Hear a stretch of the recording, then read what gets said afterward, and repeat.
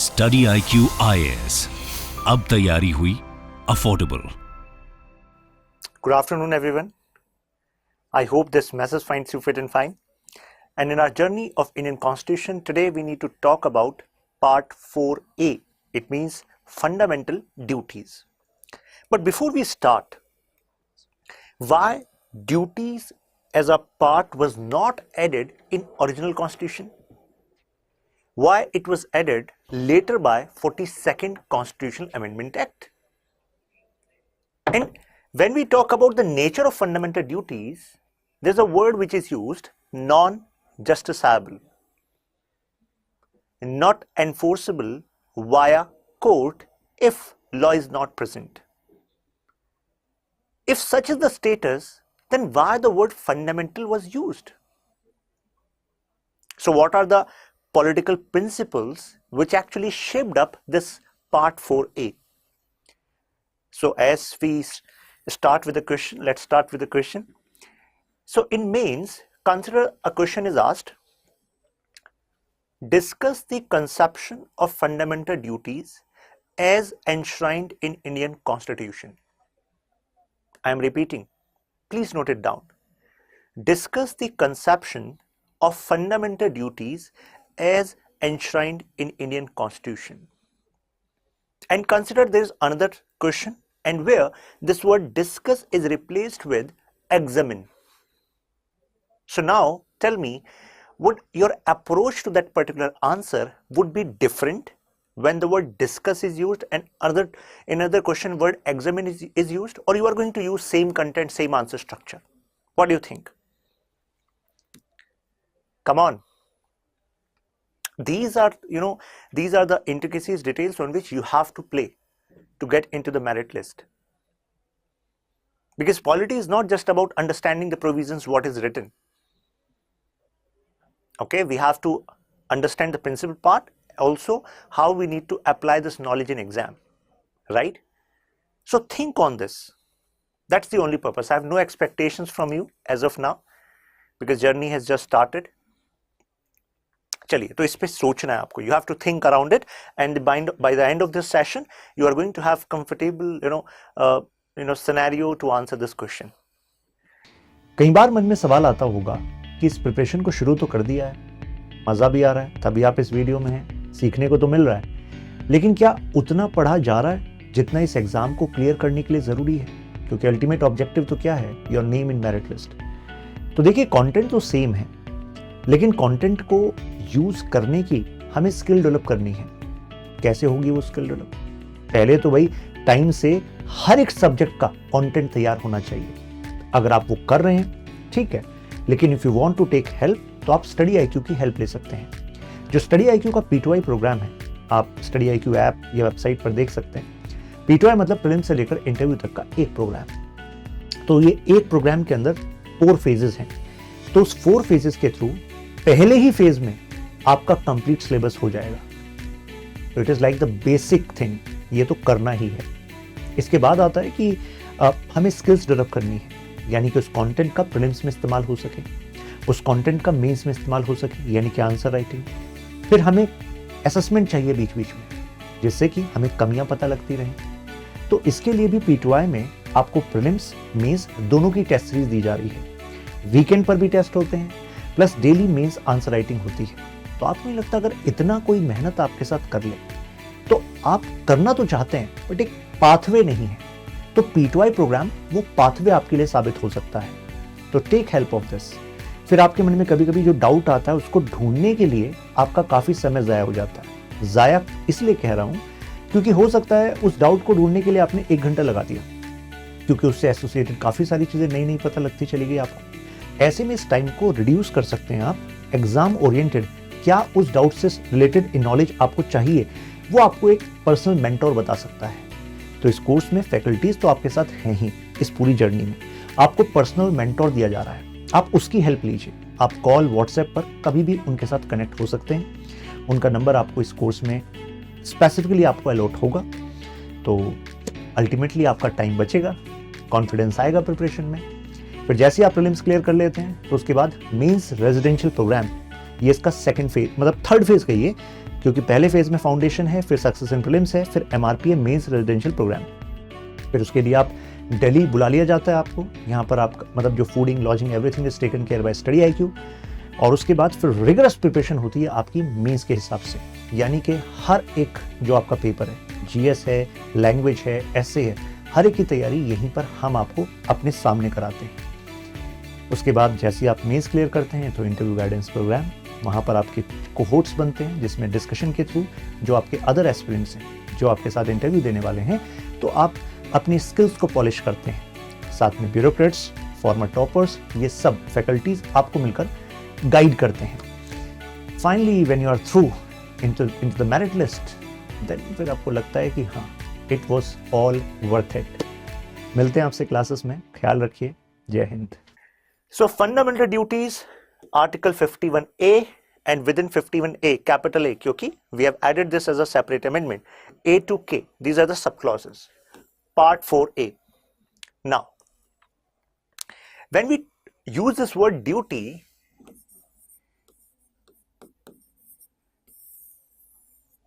you should understand, although in our constitution fundamental duties were not originally added, but duty as a conception in political reality. What does it mean? It means if we look back into the political systems of ancient time and medieval time, much importance was given to duties. And this importance was even more than rights. But don't you think, according to our constitutional scheme, this particular area is actually inverse? Right? Because rights, we have given more preference, for example, FRs.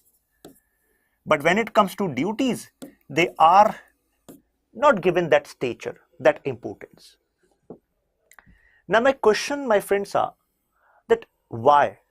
What was the reason behind? What were the reasons in the mind of constitutional framers? Because I've told you, in ancient time, in medieval time, more stress was on duty. And why more stress was on duty? Because it was conceptualized that when it comes to citizens, they are enjoying benefits of state, and for efficient working of state, these citizens performing their duties is essential. So this was the logic. That's why in ancient medieval time, more stress was given on duty, what citizens need to do.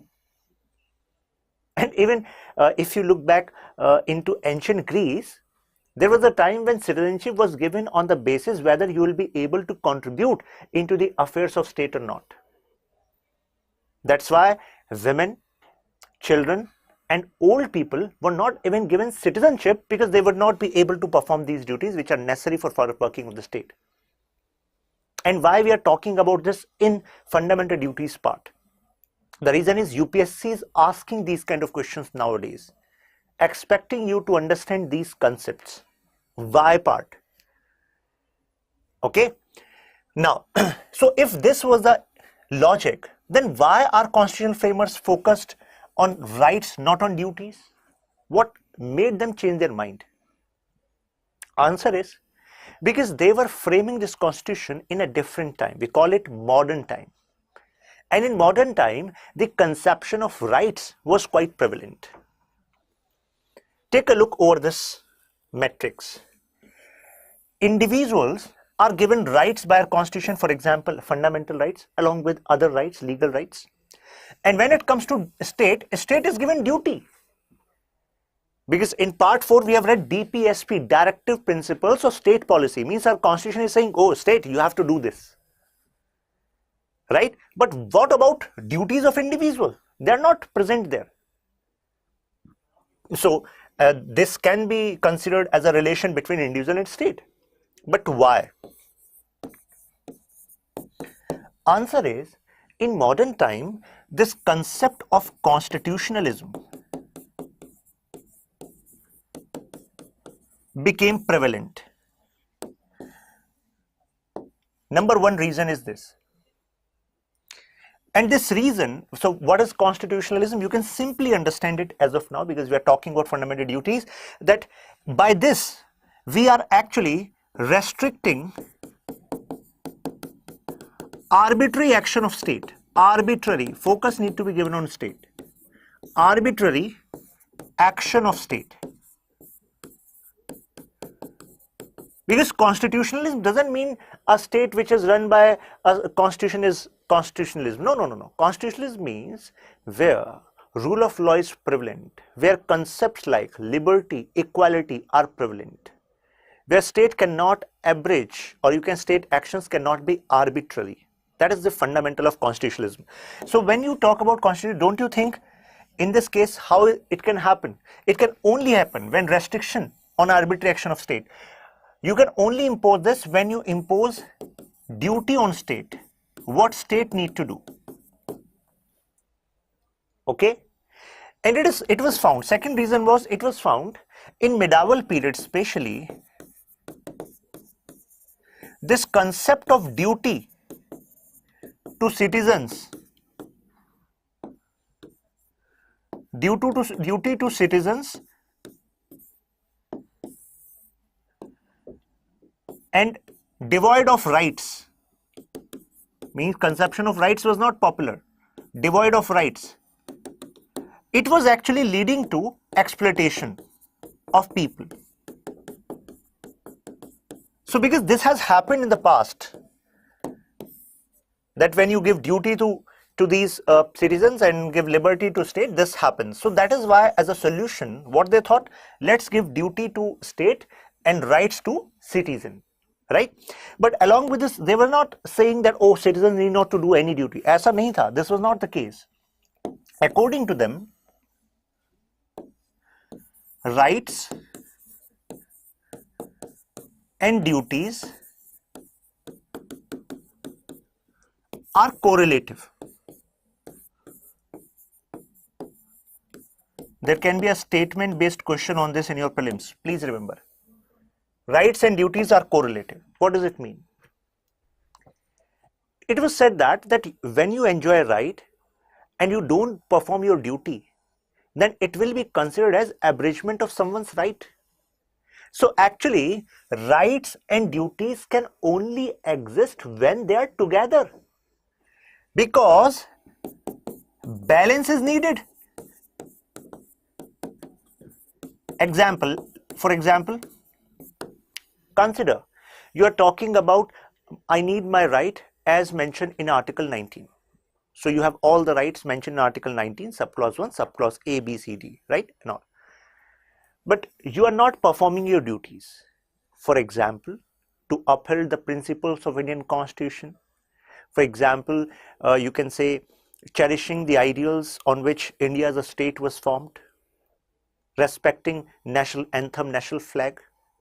Now, if you're disrespecting national anthem, national flag, if you're contravening the laws which are necessary for law and order, don't you think your such actions will abridge the prevalence of conception of rights in our society?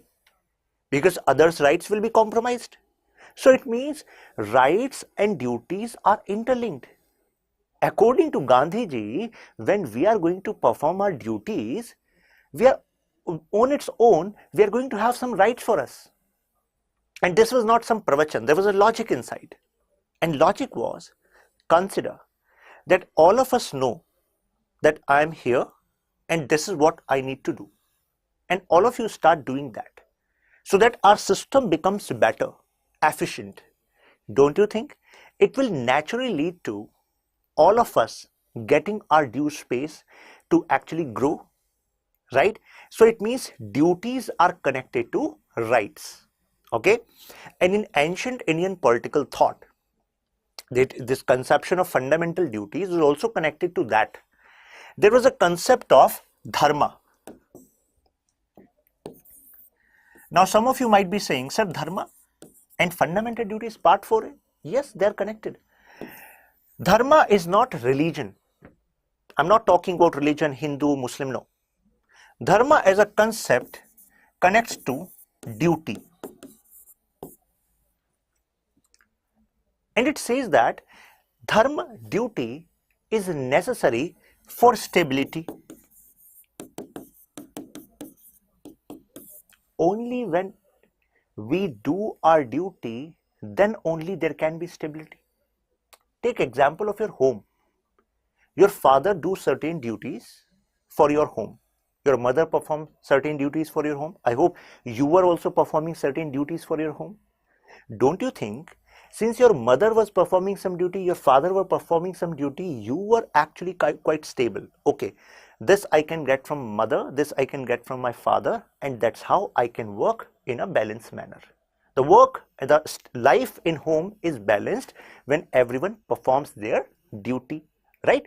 So similarly, when it comes to society, when each one of us perform our duty, then only there can be stability, then only there can be progress. So it is also connected to this concept of dharma and duty. So if it is clear to you by now, mention yes. And UPSC can make such statements, okay? One statement from here in prelims, another from here, correlative, and another statement from here, okay, and one from here. I hope you are clear with these dimensions. Now, in part 4A, you have in total 11 duties. When Indira Gandhi ji was Prime Minister of India, during this internal emergency period, she recognized that people should also know their importance for realizing the aims of nation. What she meant at this point of time, let me tell you.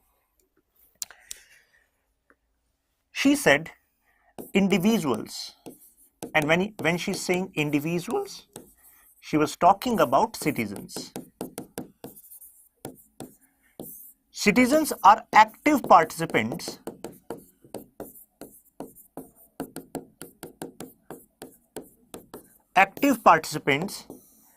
in realizing national goals. And these lines need to be used in your mains answer. Realizing national goals.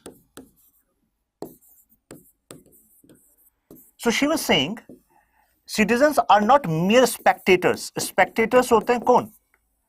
Those who are sitting on the fence and looking, oh, what we have achieved now. Let's ask central government. Let's ask state government. No, that's a wrong way. The way you relate with your nation and its realization of goals. We all are active participants.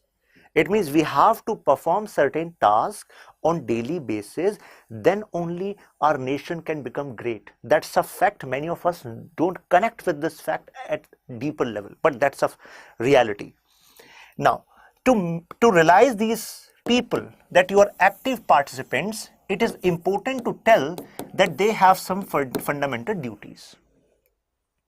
Okay, so she gave this task to Sardar Swan Singh, that you do the research and tell us what kind of fundamental duties need to be added in our constitution. So Sardar Swan Singh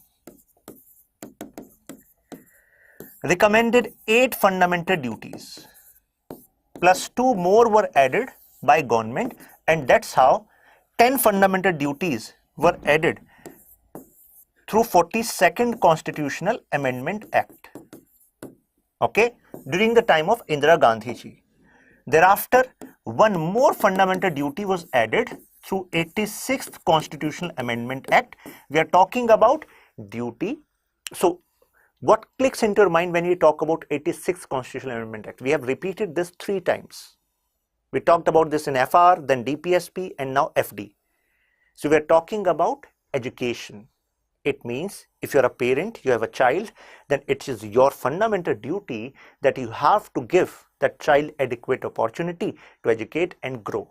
So this fundamental duty was added, and that's how we have now total 11 fundamental duties in part 4A. Okay.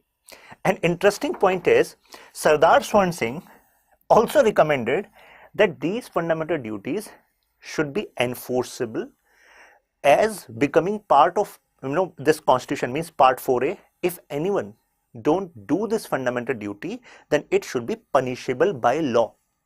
Means he was saying punishable by law. So tell me, whether this recommendation of Sardar Swan Singh was accepted by Indira Gandhi government or not. Yes or no? Yes or no? Come on, we are talking about a recommendation. Answer is no, because it was not considered punishable. Okay. Now I'm making a statement and you have to tell me that statement is true or false or not. Okay. Statement is fundamental duties are not enforceable by law. Now tell me the statement is true or false. Come on, in comments. Welcome Abhi, Hitambra, everyone. Tell me the statement is true or false. Come on. True, false.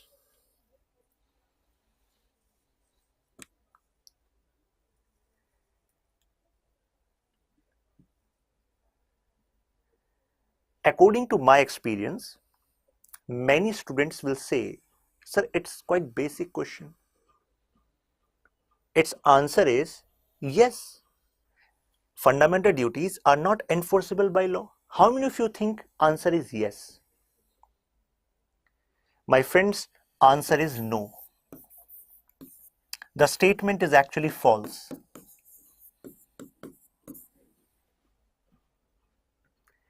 So you can say my advice to you is that whenever this word enforceable is used, don't just get into this zone ki acha this is not enforceable. Also read what is written after enforceable.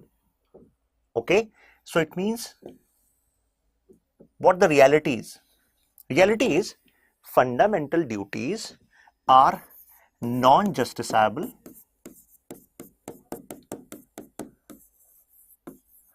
Okay, point number 1. Point number 2, non-enforceable. अब देखिएगा, enforceable by court unless law is present in this regard. What is the difference now? Because when we say not enforceable by law, it means even by law you cannot enforce fundamental duty. So वो तो वो वाली बात हो जाएगी, एक तो गलत होता है, एक सरासर, that would be सरासर wrong, because we have some laws regarding enforcement of fundamental duties. We are going to talk about those laws also in this video. Okay, so what the difference is, and non-enforceable by court means you cannot knock the door of court. Oh, this Abhi and this Mobinul Haq has not performed their duty and that's why court please give them punishment. Then court will say, let me check whether there is some law made by parliament regarding enforcement of fundamental duty or not. If court finds, oh, there is a law there that they should respect national flag, they should respect national anthem, they should respect national heritage, they should absolve violence of public property or engage in destruction of public property. So if there is law there and punishment is 6 months, then in this case court will pronounce the judgment, oh, law in this regard is present, so it means now they will get punishment. Okay, so there's a difference, non-enforceable by court unless and this. Okay, I hope you got clarity. If you are clear now, mention clear. Now please take a look here. Characteristics. First is moral and civic duties. Moral. The word moral is used because they are considered as moral obligations. Obligations means what you should do. Moral means some ground of good which is better for everyone. Right? And why this is used? Because in part 4a, no explicit mention of punishment is there. Highlight values of Indian traditions, religion, practices and mythology. So this is second, and third is parliament can enforce them with legislation. Law can be made. Fourth, only applicable to citizens. Please remember that. There can be a statement, question on this. And many students will get trapped if the word is used any individual. Any individual who is resident in India is means fundamental duties are applicable on that person.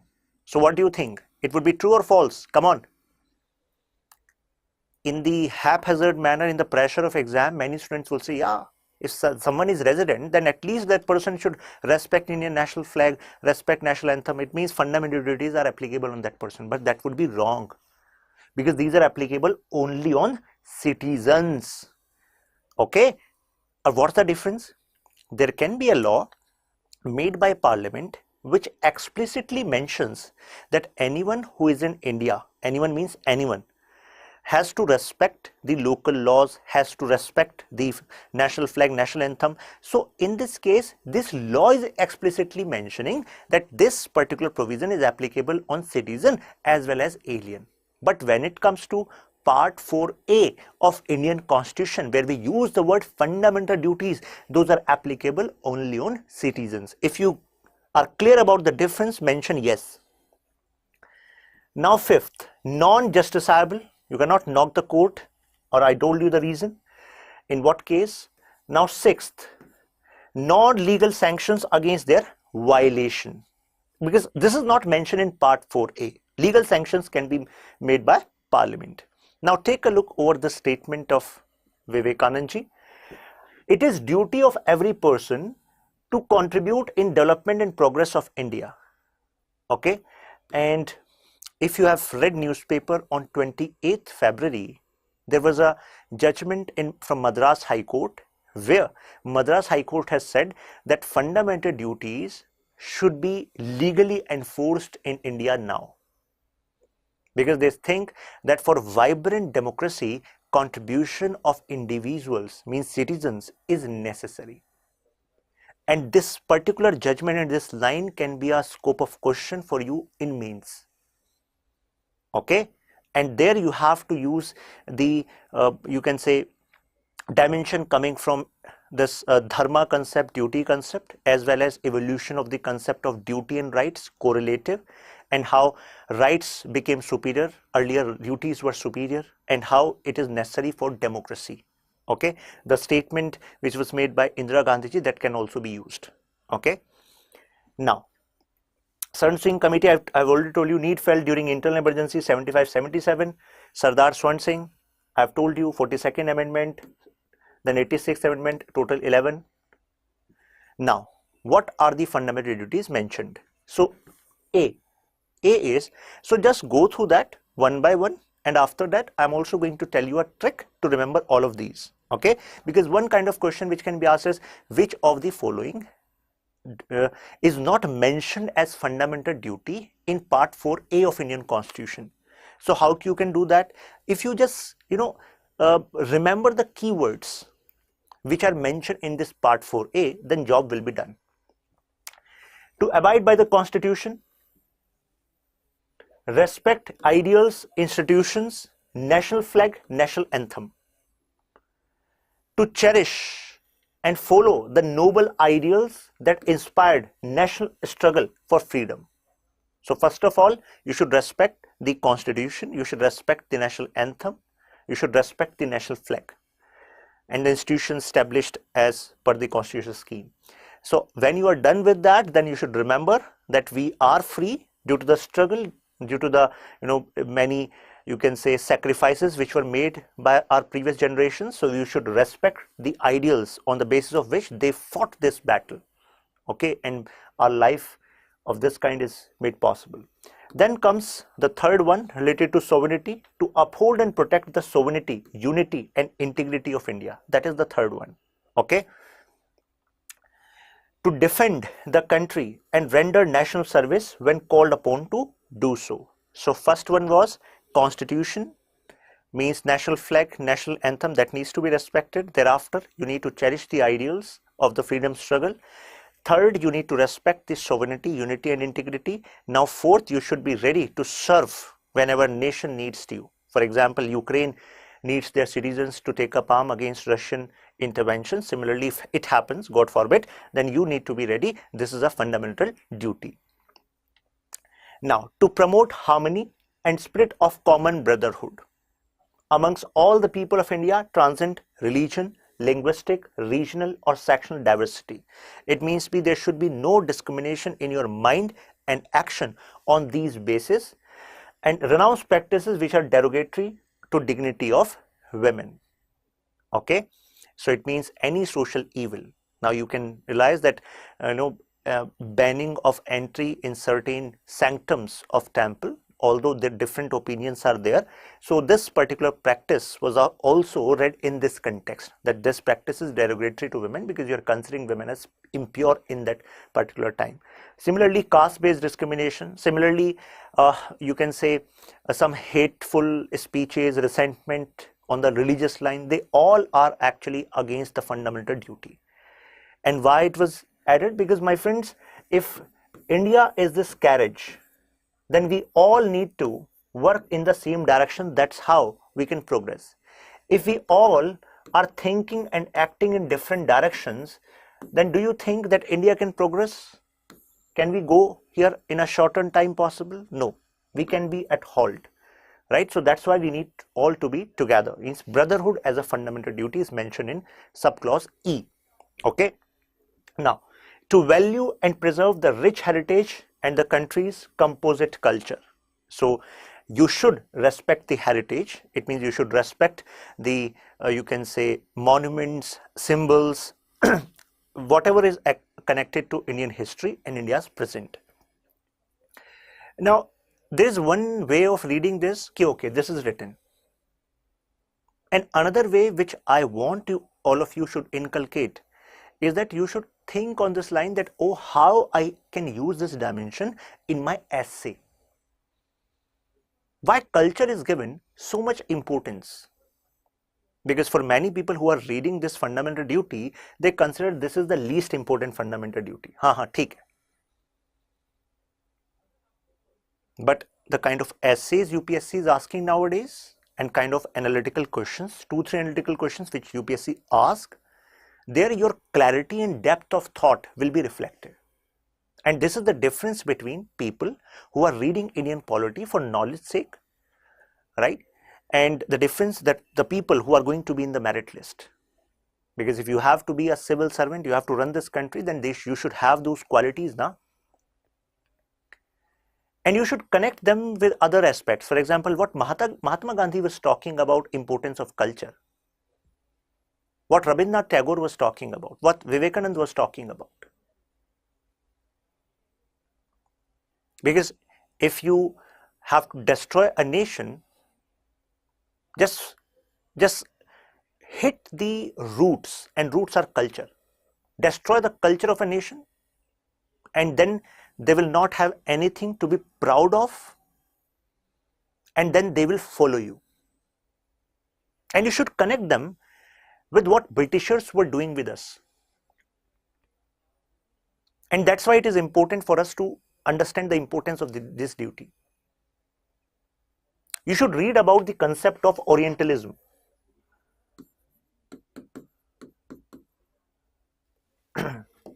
This is a star point in my class. Orientalism. Why Britishers were actually spending so much on British scholars to read about Indian culture and then interpret Indian culture. For a good amount of period of Indian history, we were knowing about us, we were looking at us by a lens which was given by Britishers and other Western scholars. So they were explaining us that we lack any strategic culture. They were explaining us that we are not that much practical. We are rudimentary. We have so many social evils. Evils are present in every society, and with the movement of society, it is our duty to actually root out those evils. But we were actually interpreted like we are barbaric, and they are here to civilize us. And we were enchanted with the British culture, British way of life. If you ask some people of that time why you want to study, I want to be like an Englishman. Why you want to be like an Englishman? Because you are so much attached to their way of life, because they've said your way of life is poor. So these narratives, these sentences are floated so that you lose something which you should be proud of. Then it becomes easier to control you. Okay? So that's why this fundamental duty is important. I hope you are clear now how you need to use it beyond this particular part. Now, you can see environment, right? To protect and improve the natural environment, including forest, lake, river, wildlife, and to have compassion. Now, compassion for nature. But the point is, are we doing something in this regard? If any one of you mention NGT, then I'm going to tell you, sarasar wrong. Why? Because we are talking about fundamental duties, not DPSP. And fundamental duties are about us, what we are doing in this regard. So do you know some citizen-centric solution to protection of environment? Do you know some solutions in this regard? So many reports or editorials keep coming in now that Mr. Rajan Singh Waterman has done this, Sundarlal Bahuguna did this, right? So it means these solutions should come from the people, okay? Because our life is connected to environment. To develop scientific temper, humanism. So what is the difference? First of all, scientific temper, so that we can actually remove social evils, okay, which are stopping our growth. Humanism, that our philosophy of life should be centered on welfare of humans. The spirit of inquiry and reform, that we should keep questioning what we are doing right and what we are doing wrong. And if we identify, oh, this we are doing wrong, then we can reform it. And this is the only way of progress. There should be a spirit in all of us. To safeguard public property and abjure violence. If you are engaged in acts like this, so who is the actual, you can say, actual person or people on receiver end? We all are. Means taxpayers' money is getting destroyed. Next is excellence, means to strive towards excellence in all spheres of individual, collective activity, so that nation constantly raises to higher levels. Because it is said that if each one of us just start doing our work in proper manner, then nation will change. Grand design, great plans, they all are based on one very fact, that we Indians start doing small things in excellent manner. That's it. India will be great. So this is the fundamental duty mentioned here. To provide opportunities, this is the last one, which was added through 86th Constitutional Amendment Act. From age 16 to 14 years, that it is the responsibility of parents to provide education to his child and ward. Okay. Now, what are the significance of these fundamental duties? Although from our discussion until now, many things are clear to you, but you should remember these phrases so that you can use readily them in your answer. Citizens to be conscious, so that you are aware, okay, how we need to engage in the development of India. Okay, you are the stakeholder, you are the participant, not mere spectator. Then deter from anti-national and anti-social activities, because if a nation is internally weak, then external circumstances will give such a shock which is going to destroy the present as well as future. Inspire citizens towards nation building and discipline. Remind citizens of their necessity in achieving national goals. Means individuals are necessary for achieving national goals. It is not just government is responsible for achieving national goals. Help courts examine. Yeah, this is another important part. If you remember, Article 31C. So Article 31C was talking about if a law is made taking inspiration from DPSP's 39B, 39C. So in this case, even if this particular law abridges Article 14, Article 19, yet this law will not be considered as null and void. So in this case, judicial review was actually used considering DPSPs in mind. Similarly, courts can actually use fundamental duties while actually doing judicial review. Okay, so that constitutionality of a law can be enshrined. Okay, if law is made and it is written fundamental duty, then court can say, oh, this is part of constitution as well. So it means your making of law represent the spirit of constitution. Okay, this is okay. Strengthens democracy, because democracy is not just we getting into some election and deciding who is going to be elected from our area. According to one famous scholar, MacLeish, democracy is a act which all of is you can say is our series of actions which we have to perform on daily basis. I am repeating this. According to Professor MacLeish, democracy means series of actions which we have to perform on daily basis. Some of you might be thinking, oh, I am studying as of now. So is that something related to democracy? Democracy as an idea, you know that it is about that we are the active participant of this political system. It means your presence, your actions matter. Your aspirations matter. And they can only matter when you act in this manner. And democracy as an idea is not just connected to your relation with state, your relation with government. No. Because democracy as an idea is also based on equality.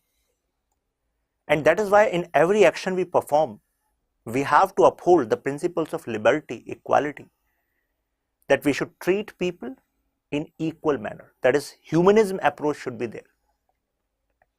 We should not abridge the liberty of people so that their potential get obstructed. Then only we can be great democracy, right? If this is clear to you, mention yes. So you are getting good amount of arguments to be used in your mains answer. I hope you are getting it. Now, just check out the views of Miss Indira Gandhi ji. Moral value of fundamental duties would not be smother rights, because this was the contention. Oh, fundamental duties may smother rights, may deter rights, decrease rights. She said no, this is not real. Actually, it is to establish a democratic balance by making people conscious of their duties equally, because rights and duties are equal, means there should be a balance as they are conscious of their rights. So this was a statement by Miss Indira Gandhi. Now, Verma Committee observation. So they said that existence of legal provisions for implementation of some of the fundamental duties should be made, and there are certain laws which are actually connected to this. For example, Prevention of Insults to National Honors Act, important, you can say, law. And this important law is connected to which fundamental duty? Tell me in comments. Come on. Can you mention the clause as well? In comments, fast. You should be quick.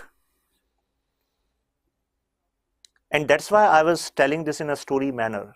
First duty was Article 15A, subclause A. First duty was, come on, that you have to abide by the Constitution. You have to respect national flag, national anthem, right? Yeah, it is connected to A. Prevent disrespect to the Constitution of India, national flag, national anthem. So it means for first fundamental duty, we have a law. Okay, it means now this is legally enforceable. Then you have Protection of Civil Rights Act 1955, provides for punishment for offences related to caste and religion. And we just talked about brotherhood, no discrimination on the basis of religion line, region line, language line. So if there is discrimination on this basis of caste, then action can be taken as per Civil Rights Act 1955. Okay. Similarly, you have SC/ST Prevention of Atrocities Act, right? Indian Penal Code declares the imputations and assertions of prejudicial to national integration as punishable offences. It means any acts which are done by you which are threat to the national security, then national integration, then action can be taken in this regard. The Representation of People Act 1951 provides for disqualification of MPs and MLAs if they engage into corruption, engage into corrupt practice, soliciting votes on the ground of religion. So this can be a basis of their disqualification. But the reality is these things happen, right? So it means there's a difference between what law says and what is happening on ground. And in future, we have to bridge this gap together. Now, promoting enmity between different sections of people means through hate speech based on caste, race, language, religion, vote bank politics. So we have a law in this place, Representation of People Act. So it can be considered also a law enforcing fundamental duty. Then Wildlife Protection Act 1972 prohibits trade of rare and endangered species connected to protection of environment. So now what are the criticism? First criticism was that why you have not added some important duties as fundamental duties. For example, no nation can actually run without people paying taxes. Okay, so if you compare the tax reports of say 10 years back, you will find that in recent years the taxpayers, or you can say base of taxpayers, have increased after the decisions taken like Aadhaar card, PAN card seeding and seeding with bank account. So by these actions, considerable improvement is there, also with GST implementation. But the point is still so many people actually, they do this tax evasion, right? And if they are doing tax evasion, what is the demerit? That we are running a parallel economy which government is not aware about. It is unaccounted money, right? And if taxes pays, government will have revenue. If government will have revenue, government will be able to spend for the welfare of people. Family planning and so on. So these fundamental duties are not there. Duty to pay taxes was recommended by Swan Singh committee. Swan Singh committee also recommended that duty to pay tax should be there as a fundamental duty. Some of the duties, although you should know that every one of us pay taxes, right? There are indirect taxes. Even if you purchase a Parle G biscuit packet, so if the price is say 5 rupees and there is written inclusive of taxes, so indirect taxes we are paying, but here we are talking about other taxes as well. Okay, some of the duties are vague, ambiguous, means confusing, and wherever there is no clarity in legal language, there are chances that it will not be followed, right? That is why we are saying it's a criticism. For example, different interpretations can be given to the phrases like noble ideas, composite culture, scientific temper. What will the meaning of scientific temper? So clear definition is not there. Apart from this, non-justifiable in nature. Sardar Swan Singh was saying ki let's make them punishable. Inclusion of the constitution was described as superfluous. Why superfluous? Because it was said that you are adding them as fundamental duties, but they're not justifiable. So it is like there are some good words, good aspirations, but they are devoid of the practicality. Duties included in fundamental duties are fundamental, performed by the people even though they are not incorporated. So many fundamental duties we performed even if they are not incorporated. Respecting our national flag, respecting our national heritage, respecting the ideals on which this freedom struggle was fought, right? But still you should know that documenting them in one place and keep on pushing realization of these duties is definitely going to add value. Inclusion in part 4 was reduce their value and significance. It is said that duties are of such importance that they should have been included equal to part 3. Why you have added in part 4A, capital 4A, right? Because it says that fundamental rights are important. That is why you have mentioned in part 3, and part 4A you added later, and that's also after DPSP. So this is one ground of criticism. So this can be a shortcut to learn. As I told you, just remember keywords. So this shortcut can be used when question is which of the following statement, which of the following provision is not mentioned as fundamental duty. So you can say FSSDH, HESPE. So HESPE and FSSDH. And flag, national struggle, sovereign defense, harmony, excellence, public property, scientific temper, environment, heritage. Okay. Now just attempt this question. Which of the following statement is a true of the fundamental duties of an Indian Constitution. First statement says you have to attempt this question. A legislative process has been provided to enforce duties. They are correlative to legal duties. Now tell me, what's the answer? A, B, C, D. Come on, fast in comments. Abhi, Dheeraj, Mobinul, everyone.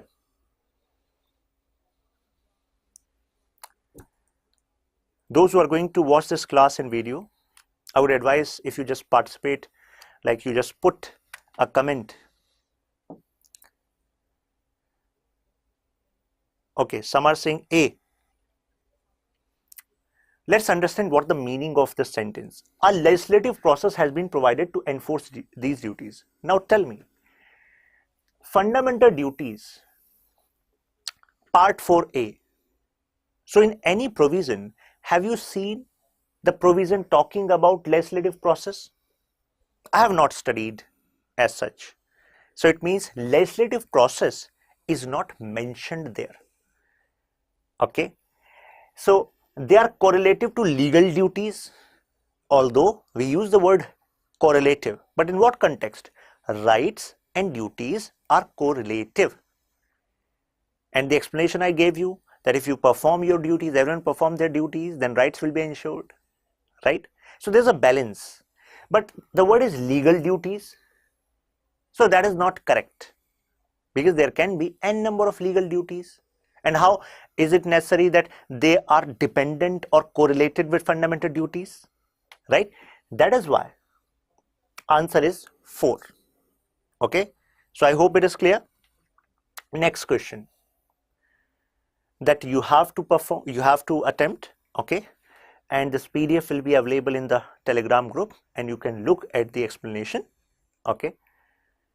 So this is an offer which is going on. So if anyone of you is looking for a course, then this code can be used. By this, a double validity and extra 3% will be there. So that's for your service. Now, Telegram group is Shashank Tyagi for you. If you want to reach out to me on Instagram or Twitter, I'm available, and I would love to help you out in any way possible. If you have any doubt, you can shoot me a message. See you in the next video. Till then, keep learning, keep growing. StudyIQ IAS, अब तैयारी हुई affordable.